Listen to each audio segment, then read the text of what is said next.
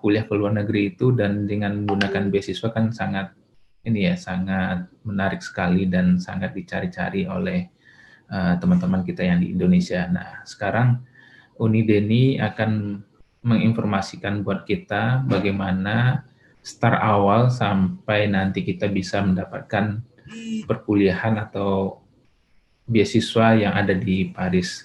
Nah, kita belum tak kenal maka tak sayang nih. Kita ada Unideni. Siapa nih namanya Unideni? Mungkin bisa memperkenalkan diri dulu nih, Unideni. Halo teman-teman semua di Indonesia, bonjour dari Paris, Prancis. Assalamualaikum warahmatullahi wabarakatuh. Waalaikumsalam warahmatullahi wabarakatuh. Perkenalkan dengan Uni Deni, biasa dipanggil Uni Deni, nama lengkapnya Deni Indriani. Saat ini saya lagi kuliah S3 di Prancis. Saya juga staf dosen di salah satu perguruan tinggi di Indonesia, yaitu di Politeknik Negeri Padang. Wah, mantap. Jurusan pariwisata. Jurusan, wah, sesuai ini di Paris. Di Paris pariwisata, untuk meningkatkan pariwisata Indonesia juga bisa nih Uniden ini. Yap, tepat. Karena Paris salah satu kota wajib yang mesti dikunjungi kalau kita traveling.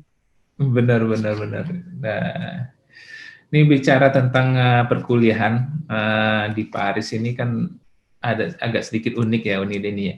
Bisa menginformasikan kepada kita ya bagaimana informasi singkat tentang perkuliahan di Paris. Oke, tentang perkuliahan di Paris ya, sebentar. Oke, ini PowerPoint pernah saya persiapkan untuk acara yang diadakan oleh Campus France pada 5 Maret 2021. Nah, oke. Nah, ini profil singkat nih, Deni Indriani, dosen Politeknik, alumni Sastra Inggris UNAN, jadi S1 saya Sastra Inggris, kemudian S2-nya di Udayana Bali, double degree dengan di Sorbonne Panthéon Paris. Jurusannya Tourism Planning dan Gestion Site Touristique Culturel Naturel valorisation site touristique. Nah, kira-kira gitu deh jurusannya di Perancis waktu S2. Terus untuk S3-nya terdaftar di EHESS Paris dan Université Angers untuk jurusan Geografi du Tourisme. Perancis adalah salah satu negara yang sangat terbuka terhadap mahasiswa asing. Karena sekitar 2,5 juta mahasiswa, 12% diantaranya adalah mahasiswa asing. Populasi di Prancis itu lebih kurang sekarang mungkin 67 juta ya. Nah, 3.500 institusi pendidikan tinggi, baik negeri dan swasta, terdiri dari universitas, kemudian komunitas, universitas, dan institusi. Jadi, seperti kita di Indonesia, ada yang namanya institut, ada namanya universitas, ada namanya, kalau di Prancis itu école, Grand École, nah kira-kira gitu. Terus ada lagi sekolah doktor untuk S3, sekolah teknik, sekolah bisnis, manajemen, sekolah tinggi seni negeri, sekolah arsitektural, dan lain-lain. Jadi kita banyak menemukan nama sekolah yang lebih spesifik sesuai dengan jurusannya. 1.200 program diajarkan dalam bahasa Inggris. Kemudian apalagi bahwa tahun ajarannya dimulai biasanya September atau Oktober.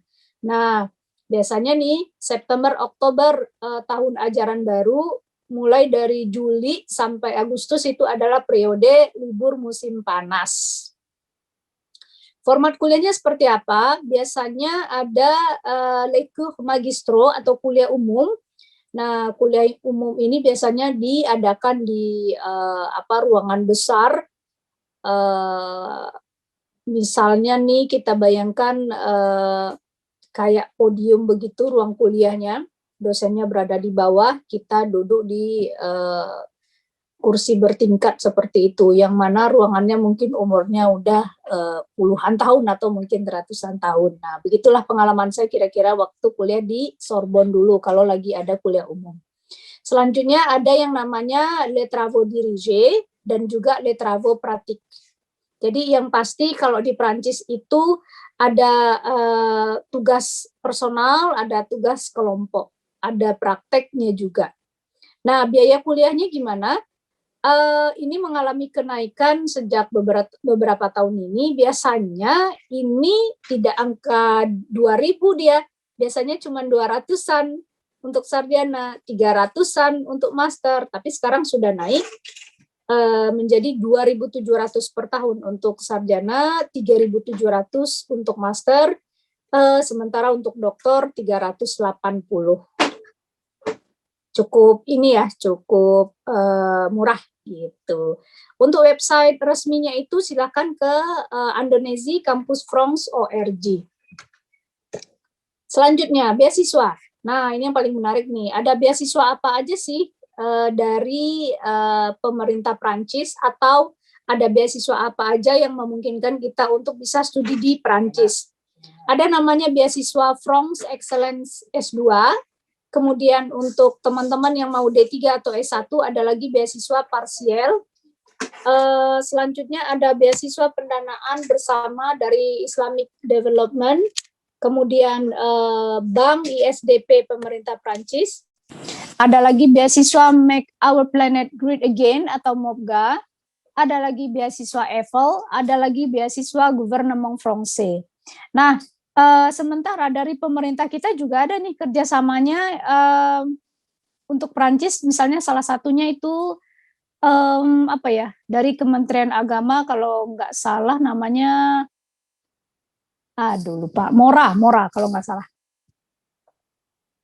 Baik, sekarang kita masuk ke salah satu beasiswa ke Prancis untuk level D3 dan S1. Kalau di Indonesia, informasi tentang pendidikan dan beasiswa ke Prancis ini langsung dihandle oleh Kedutaan Prancis melalui institutnya yang bernama IFI. Kalau dulu mungkin namanya CCF, sekarang namanya IFI. Ini beasiswa khusus untuk D3 dan S1, terbuka untuk semua jurusan. Ini mungkin cukup menarik ya bagi teman-teman. Syaratnya apa aja?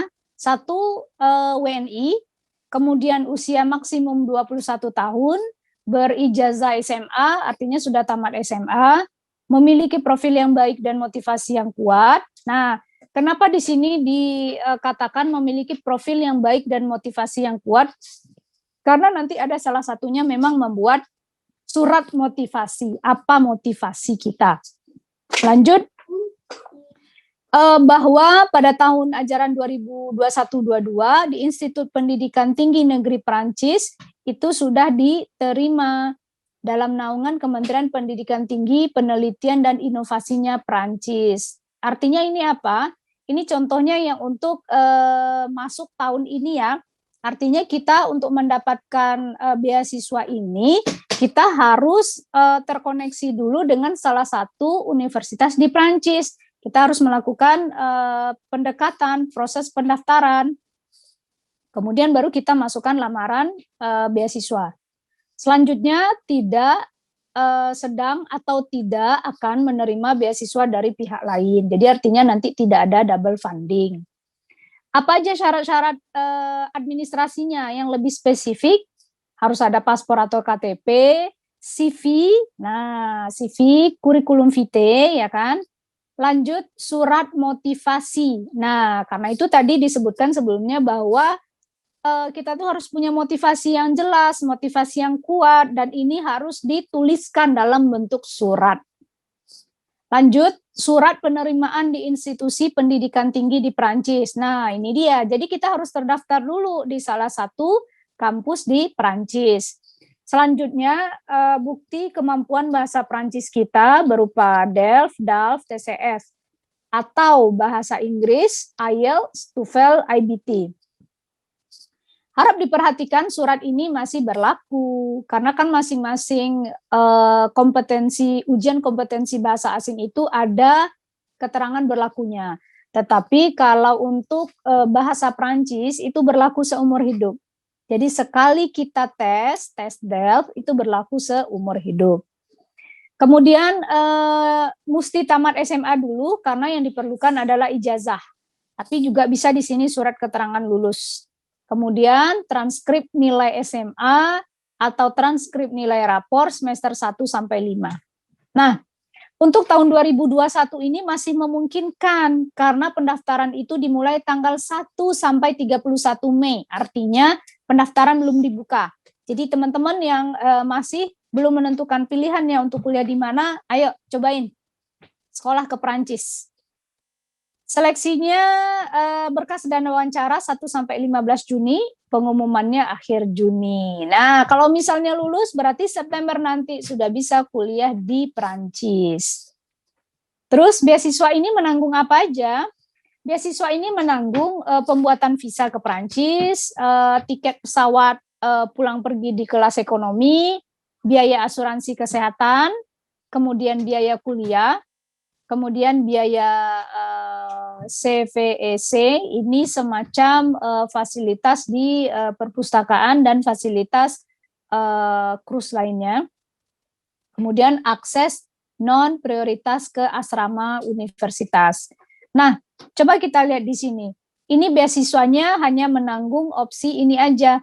Jadi kalau misalnya kita cari beasiswa itu, kita benar-benar harus baca benar di cover apa aja sih beasiswa ini gitu.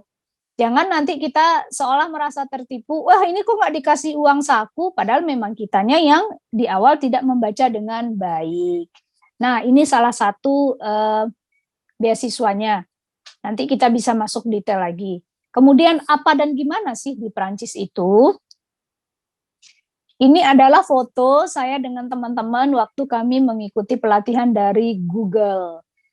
Yang teman-teman perlu tahu, pertama, ketika kita memutuskan untuk pergi ke Eropa, berarti kita berhadapan dengan 4 musim. Yang mana tiap-tiap musim itu benar-benar berbeda. Hiver itu adalah musim dingin, kemudian musim semi, musim panas, dan musim gugur. Saat ini kita berada di sini nih, di musim semi.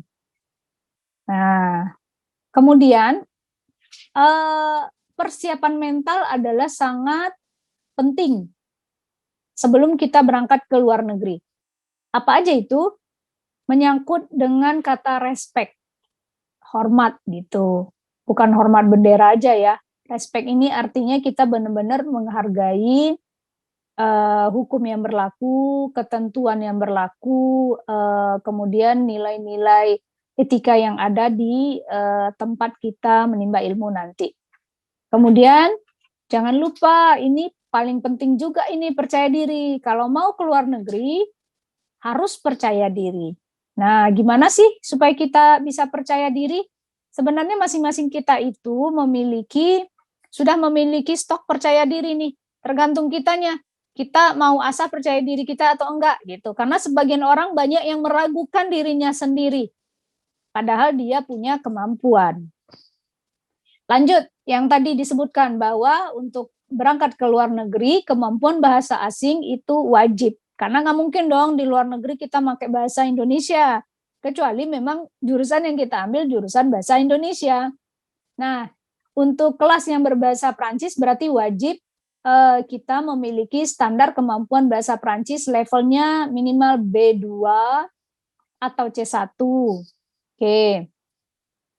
Kemudian finansial, ini kebutuhan kita kira-kira di Prancis itu sekitar 750 sampai 1.000 euro per bulan. Ini biaya apa ini? Dengan uang segini, ini kira-kira ini kita sudah bisa membayar sewa rumah atau apartemen, kemudian kita juga sudah dengan uang segini udah bisa memenuhi kebutuhan makan kita, kemudian transportasi untuk pembelian tiket transportasi, kemudian juga untuk bayar listrik, bayar internet, dan jalan-jalan kalau kita hemat-hemat. KAF ini apa? KAF ini adalah subsidi dari pemerintah. Jadi ini adalah lembaga pemerintah yang memberikan subsidi kepada warga negara Perancis dan juga warga negara asing yang ada di Perancis. KAF ini nanti kalau kita mahasiswa ini dalam bentuk potongan pembayaran logement atau studio atau apartemen kita.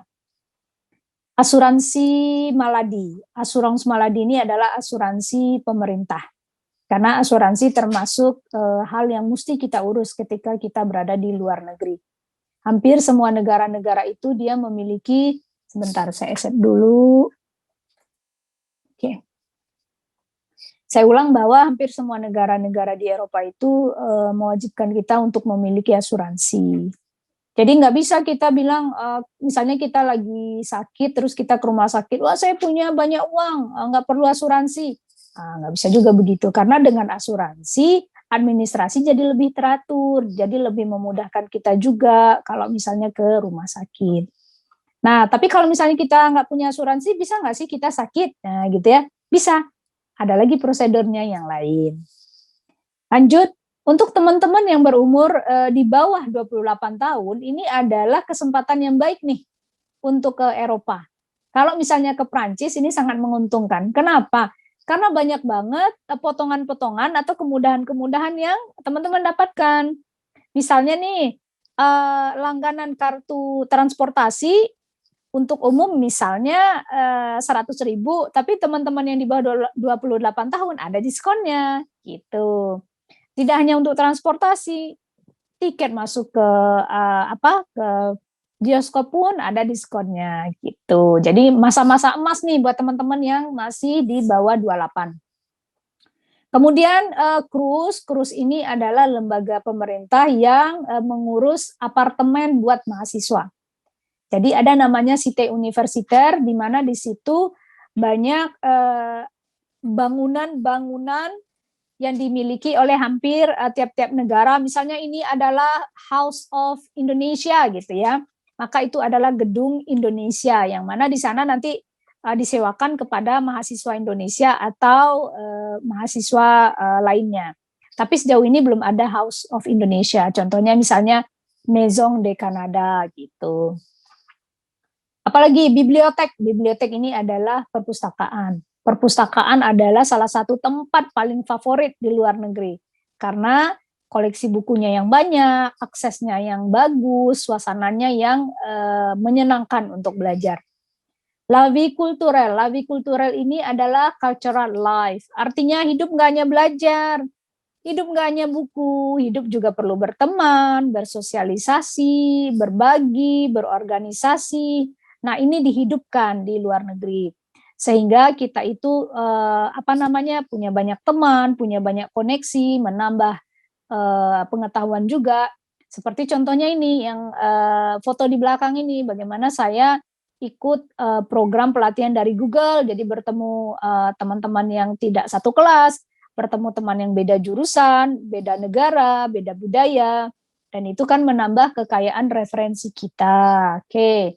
Lanjut, Resto de Coeur. Resto de Coeur ini semacam asosiasi swasta yang memberi bantuan makanan kepada orang-orang yang membutuhkan. Nah, jadi kayak pembagian sembako. Terus asisten sosial ini adalah lembaga asistensi yang memberi bantuan sosial kepada siapa saja. Misal dalam keadaan pandemi tahun lalu, rasa-rasanya kita tuh mau stres gitu ya, jauh dari keluarga. Kita tuh nggak sendirian, kita bisa datang ke suatu kantor. Nah, ada asisten sosial di kantor wali kota, atau juga di kampus, ada tempat-tempat khusus untuk kita curhat. Nah, gitu. Jadi, kita tidak pernah berjalan sendiri. Selalu ada bantuan, selalu ada tempat untuk kita sharing, selalu ada solusi jika kita mau mencarinya, gitu. Udah deh, ini menarik nih. If you are lucky enough to have lived in Paris as a young man, then wherever you go for the rest of your life, it stays with you. Nah, yuk, ini adalah kutipan dari Ernest Hemingway. Siapa yang pernah beruntung tinggal di Paris? Nah, yuk, ini kesempatan yang baik. Ini adalah presentasi singkat. Saya yakin teman-teman akan punya banyak pertanyaan, terutama di bidang beasiswa. Nah, yuk kita ini aja ya, interaktif aja ya, Pak Moderator. Saya kembalikan Ya. dulu. Jadi hari ini kita nggak terlalu banyak informasi yang ini, kita lebih banyak sharing dengan teman-teman.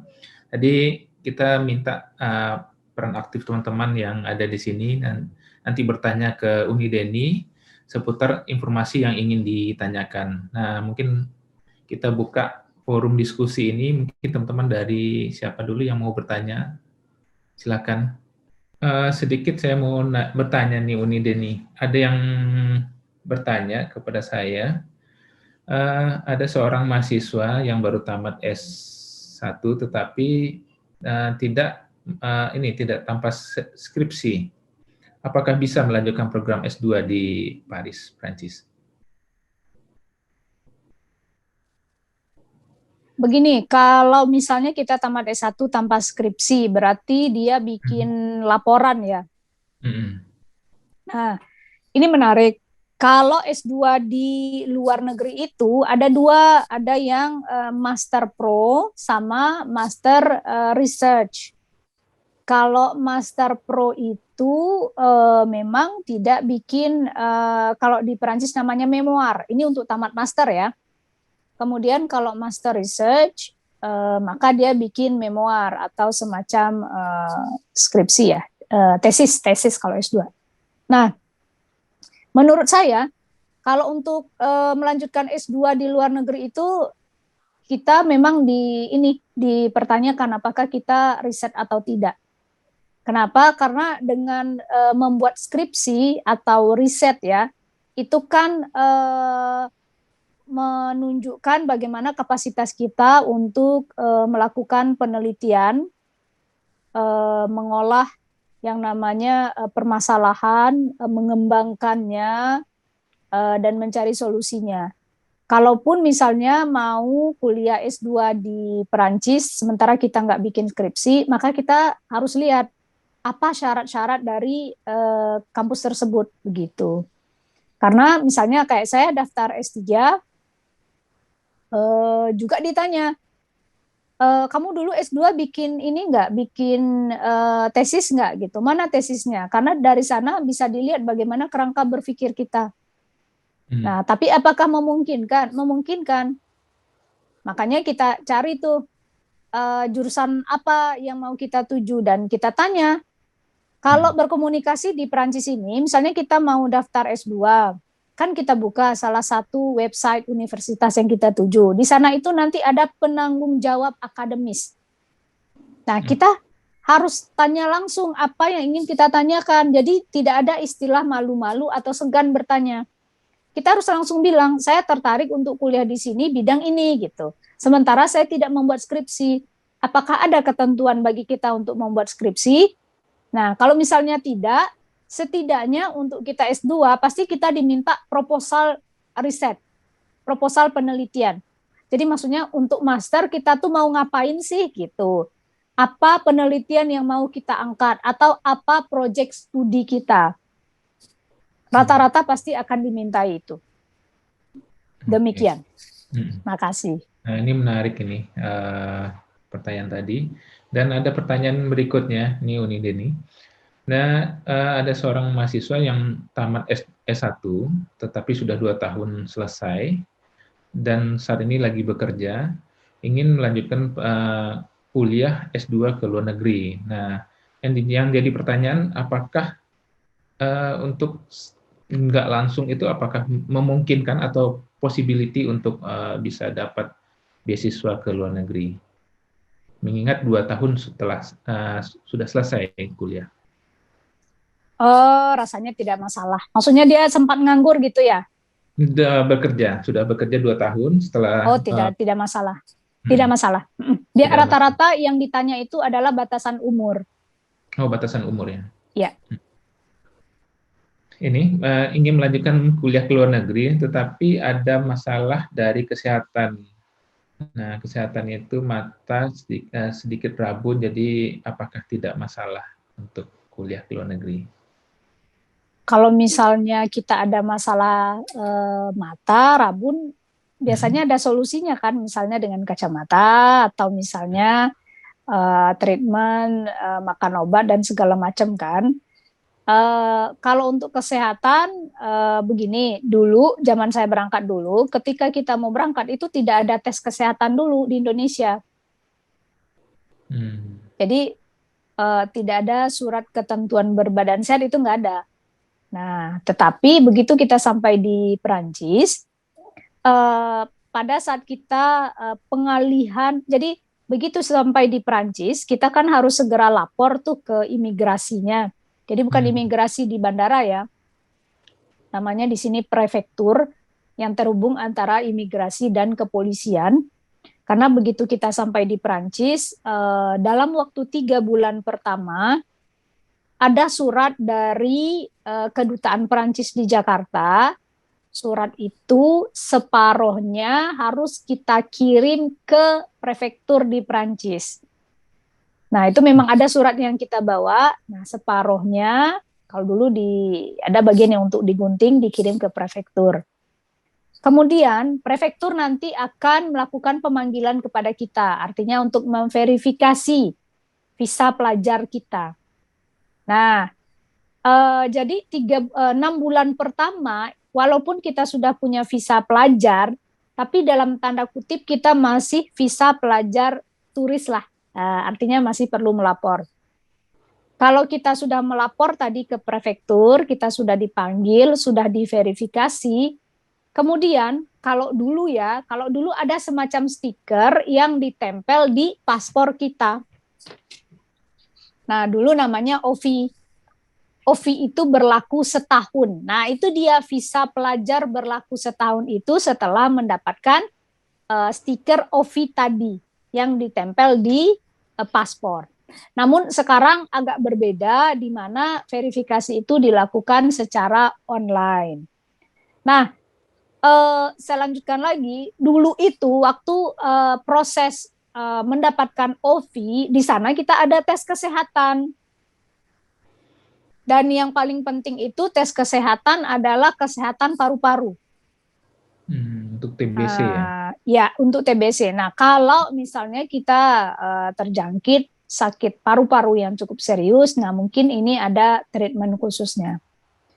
Diperiksa yang lain juga ada dulu, ada tes kemampuan membaca, cek mata ya, darah segala macam ada. Tapi menurut saya yang paling diperhatikan adalah ini kesehatan paru-paru. Karena memang kan kalau kita sakit TBC kan menginfeksi orang lainnya sangat cepat.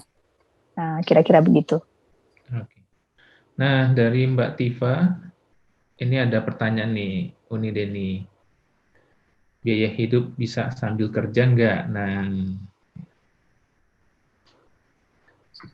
Yap. Visa student yang kita dapatkan itu akan menerangkan bahwa kita memiliki hak untuk bekerja, yaitu bekerja part-time untuk mahasiswa sekitar 20 jam. Jadi dengan 20 jam itu kita bekerja selama seminggu ya? Ya, per minggu ya. Per minggu kerjanya 20 jam. Bisa 5 jam sehari atau dicicil 2 jam sehari gitu? Apa bisa? Bisa. Bisa ya? Berarti tergantung dengan appointment dengan si pemberi kerja berarti. Ya, tunggu dulu. Ini tolong diverifikasi nanti. Saya agak bingung karena saya udah nggak bekerja part time gitu ya. Pokoknya jatah kita adalah 20 jam. Dengan jam kerja 20 jam itu aja, itu sudah mencukupi loh. Istilahnya gajinya sudah cukup loh untuk mahasiswa hidup. Jadi memang sudah diperhitungkan bahwa mahasiswa itu boleh bekerja sambil kuliah. Karena kan rata-rata di luar negeri, begitu mereka umur 17 tahun kan mereka sudah mandiri. Nah, dengan mereka mandiri, mereka cari kerja sendiri, nah itu kira-kira mencukupi. Tergantung lagi kepada gaya hidup, tergantung lagi kota yang kita pilih. Karena list yang paling atas itu tentulah membayar tempat tinggal. Kalau kita di kota besar kayak Paris itu apartemennya, studionya atau sewa kamarnya cukup tinggi dibanding kota-kota lain. Nah, karena itu kalau kita pelajar, semisal kita tidak ada beasiswa, itu minimal kita punya uang setiap bulannya 650. Nah, itu persyaratan finansialnya. 650. Nah, kira-kira dengan 650 itu cukuplah untuk semuanya. Untuk biaya hidup. Yang tadi itu kalau tidak salah kita punya hak bekerja itu 8 jam per minggu. 8 jam per minggu. Ya. Standar jadi bukan 20 jam per minggu.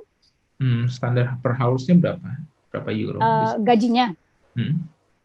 Mulai dari 10 euro biasanya. 10 euro per jam. 10 euro per jam, sama dengan di Belanda ya berarti. Ya. Nah, ada pertanyaan lagi, apakah kita wajib berbahasa Prancis untuk kuliah di Paris? Kalau jurusan kita adalah jurusan jurusan kita memang mewajibkan untuk memakai bahasa Prancis, maka wajib kita harus bisa berbahasa Prancis. Kalau misalnya jurusan kita itu membolehkan kita berbahasa Inggris atau international class, bagaimanapun tetap juga kita harus bisa berbahasa Prancis walaupun level dasar. Karena dalam kehidupan sehari-hari kita kan butuh berinteraksi dengan orang lain. Yang mana mungkin tidak semua orang bisa berbahasa Inggris dan mungkin tidak semua orang mau berbahasa Inggris. Jadi setidaknya kita memiliki kemampuan dasar, apakah itu di level A1 atau level A2.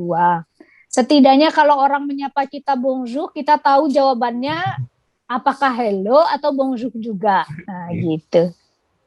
Ya memang kalau Paris ini sedikit unik ya. Kalau waktu saya ke sana itu, orang di Paris atau orang Prancis itu kalau kita bahasa Inggris, berbicara bahasa Inggris itu mereka agak enggan menjawab.